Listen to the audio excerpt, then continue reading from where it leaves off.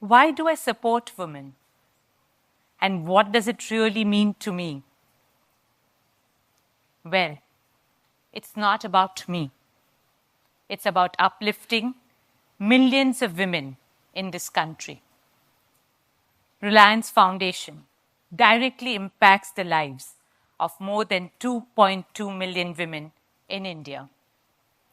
Through its initiatives in education, health, rural transformation, disaster response, and sports. Why do we do this? Is it philanthropy? Is it CSR? Of course, it's all of these, but much more. The reason I do this is because I owe a debt I will go far and deep to repay. All I'm doing is focusing on how soon and how well I can repay this debt. Allow me to explain what I mean. I was born in a family of 11 girls and 1 boy, a joint family. We were proud to grow up in a house that was free of gender bias. We were fortunate to be groomed as self-reliant, educated, free-willed, and disciplined children. I was interested in dance, so I pursued it and trained in Bharatanatyam.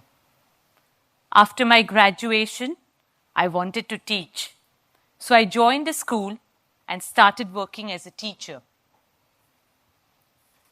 When I was getting married, the only precondition I had was that I would continue working even after marriage. In my story, I had access to education, healthcare, and the opportunity to work.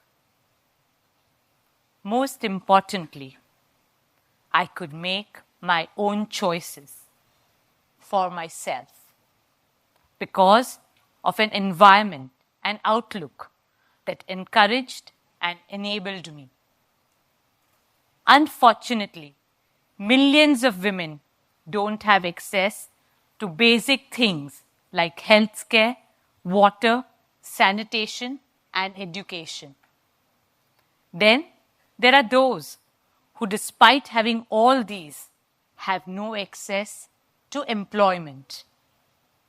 And above all, they don't have the power to make their own choices. In India, women are discriminated against even before they are born. 700,000 girls are killed in the womb, and from there onwards, it's an uphill struggle for girls. The opportunity funnel just keeps on getting narrower and narrower for them.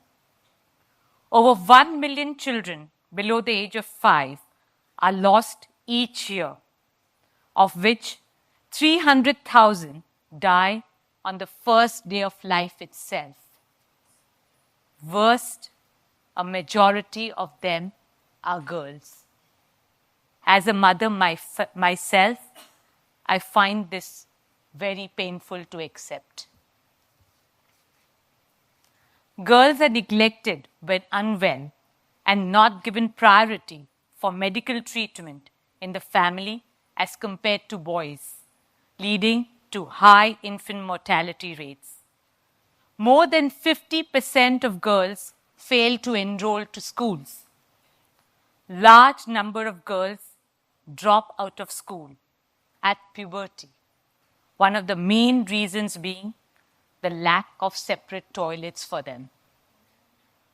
Nearly 45% of girls in India get married before the age of 18. 70% of women are not part of the workforce. All these numbers paint a grim picture. We could have been one of these statistics. This could have been you, it could have been me. Yes, my story could easily have been just like theirs. But I got lucky. Let me explain how. First, I got lucky through a lottery called births. I was born into a family that gave equal opportunities to girls and boys. Then, I won a lottery called education because my family believed in the power of education, especially for girls. And then, I met Mukesh. Mukesh encouraged and supported me to pursue my passion, be it education, dance, or sports. Thus, I continued making my own decisions and my choices even after marriage. But my story could have been very different. My story could easily have been just like that of many other women in India. And that is why I owe a debt. We all owe a debt to our sisters who are not as fortunate. We stand at a very important time in history, a time when a crucial difference can be made. In about a decade, India will have the largest number of women in any country in the world. What kind of an India and what kind of a world do we want for ourselves and our children? A world where women lag behind is not only an unequal world, it's an unjust world, it's an unfair world. And we cannot accept a world like that. Can the world be different from what it looks like today? I believe it's quite possible. India has a rich tradition of worshipping goddesses. We worship Goddess Saraswati for knowledge, Goddess Lakshmi for wealth, Goddess Durga who destroys all evil. We also have a proud history of women leaders from all walks of life, from Jhansi Ki Rani to Indira Gandhi to Mother Teresa and many others. These women make us believe in a world with possibilities. A world where women have equal opportunities. A world that is better not just for women, but for everyone. According to IMF, if the number of women who join the workforce in India were to increase the level of men, India's GDP would grow by 27%. It is clear, empowered Indian women means a stronger and a better India. My work in India's poorest villages with women have shown me that we can change the story of Indian women. Take Vajaben. Vajaben is from Netrang, one of the poorest villages in Gujarat. On our first visit to that village, we were struck by the extreme misery. Farms lay barren. People and children were malnourished. Even a simple meal was beyond their means.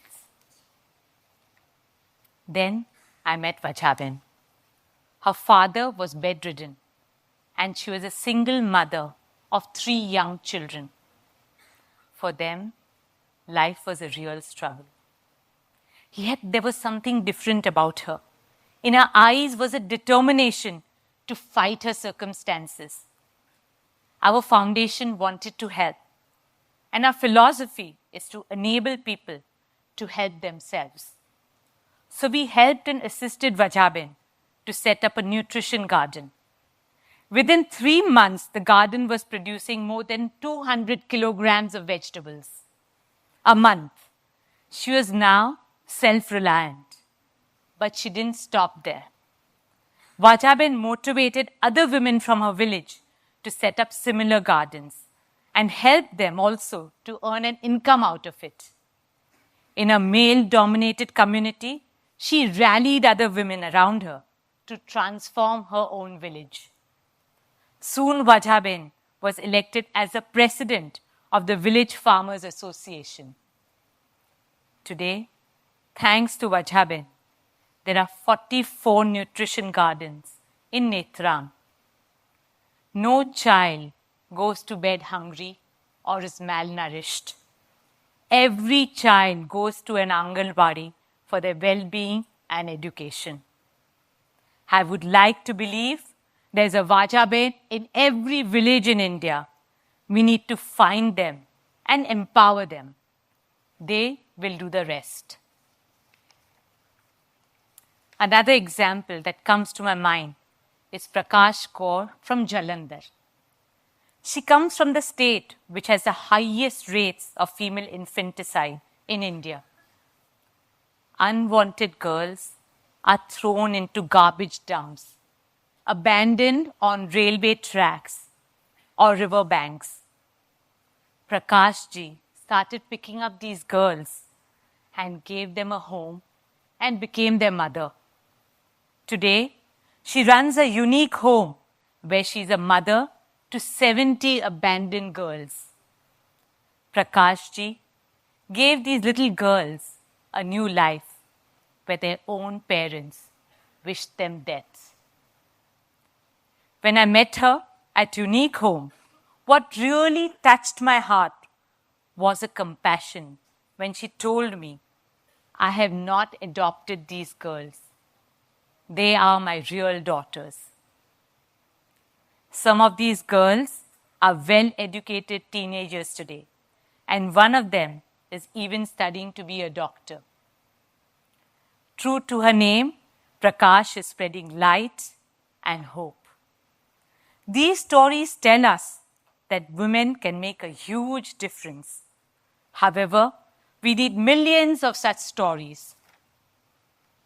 To achieve this, we need the right mindset and the right tool set as a society and as a community. When I see people in this room and the commitment to women's empowerment, I know the future looks bright.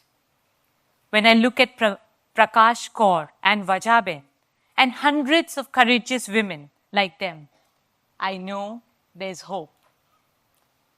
Ultimately, supporting women is all about repaying the debt I owe to my sisters. It's all about ensuring that Vajaben and Prakash Kaur are not exceptions, but they become the norm.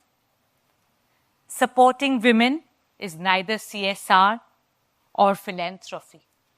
It is our moral responsibility. To support an idea of a better world. A world with equal opportunities. A world where women inspire the whole of humanity. A world where women can make their own choices. And a world where India is at the forefront of that change. Let us together achieve the dream of that beautiful world. It's time for action. Together, let's make that dream real. Thank you.